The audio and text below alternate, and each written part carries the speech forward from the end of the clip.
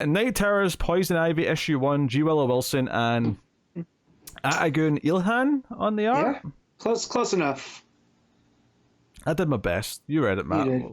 Yeah, so this opens with Ivy at her new place in Slaughter Swamp, and she's almost having anxiety around like settling down because she's like, this is never where I thought I would find myself, living with my girlfriend, albeit in a swamp, but surrounded by nature. And there's this frog that hops up onto the deck, which, she's like, something doesn't feel right.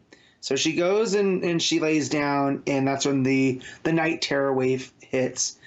And she wakes up in like this idyllic suburbia, and the sun's shining, but like the sun has this really looking like almost like, the face in the moon they'd put on. It's kind of like that, but it's very sinister looking. And Ivy walks into, this house, and Harley's there, all dressed up, telling her you're just in time for pie.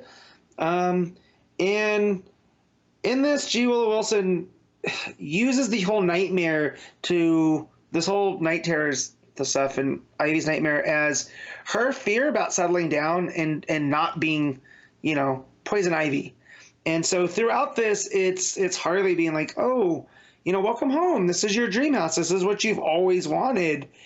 And, as she is sitting down and she has this big cake and it's shaped like, Harley and Ivy, it's a whole lot of stuff, but dream logic, right? She cuts into it and there's, eyeballs and stuff sticking out, just to give you enough that it's not quite right. But living next door is Batman behind this white picket fence. But, he's wearing khaki cargo shorts and a pink button-down shirt with the cowl over it. And, again, dream logic, everything's not quite. And Ivy's like, wait, what are we doing? We can't. He's here. He's going to, bust us up. She goes, no. Harley's like, don't worry. He's our neighbor. They're always here. And she goes, what do you mean they? And Selena comes out, except she's pregnant and she has like this dead look in her eyes. Like she's not all there. And so Ivy starts again freaking out. Like, this is not what we thought it would be. And Ivy keeps telling her like, no, this, it's a lot of repetition of, no, this is what you've always wanted. So it's whatever this force is, it's trying to lull Ivy into this sense of to get her off of her game and just accept that this is what she wants. But as this is going on, as Ivy and Harley are hosting, Bruce and Selena, Janet from HR, which is the girl that's been, with Pam, that Pam helped cure her cancer, and she's been along for the ride now. She is awake in Ivy's dream.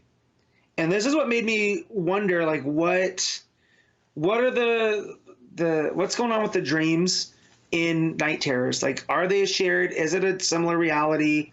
Why is Janet here?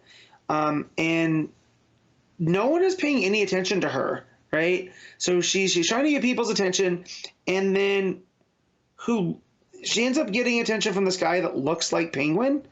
And she's like, oh, what's going on here? Though they're talking about, 1 minute she was at the store, now she's here, and she's like, oh yeah, that's just, he's like, yeah, welcome to the neighborhood. Nightwing's washing his car in front of the house, and she's like, I gotta get to Pam, I gotta find her. So she starts wandering around town until she finally comes up to their party, and Ivy's sitting there, just chatting it up with Bruce and Selena.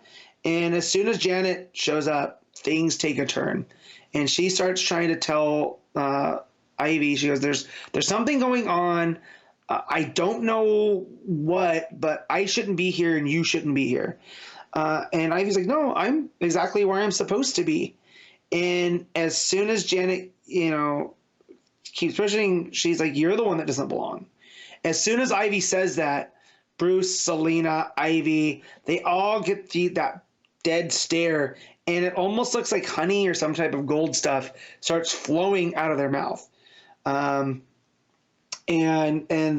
Ivy and Harley leave Janet with them. And then as Harley and Ivy are in the house, they start kissing, which you see that gold stuff start leaking from Harley. And Ivy's like, well, there's something going on outside. And Harley's like, no, don't worry about it. Focus on me. And as soon as she says that, gold stuff starts leaking from, like that honey, starts leaking from Ivy's face. And then the sun goes down with Ivy wondering, what makes it a dream house? Like, is it everything that you want?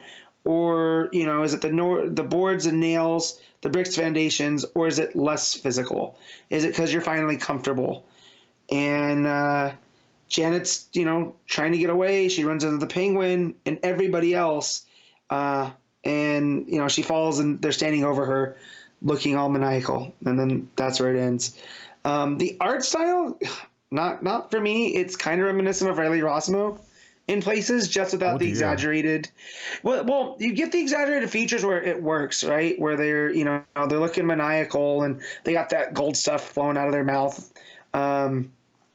And whatnot.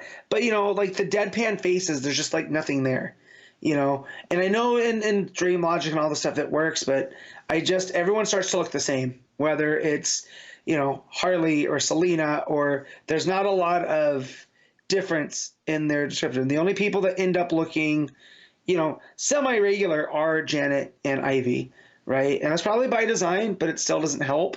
However, the story that Wilson's telling, right, of this person that is almost, finally at peace with who they are, but still having that little bit worry, like, am I doing the right thing? Is, settling down, is this what I need to be doing? Playing on that nightmare, it almost feels like a stress dream, right? It's very effective, and it fits. I feel like this is one of those ones that fits in to the story they were telling in the main Ivy book. Right. So this almost feels like a next part that they're going to jump from. So really, really enjoyed it. Art aside, it's a pretty good story. It's kind of been what Ivy's been since the beginning. So I'll rate this a 7.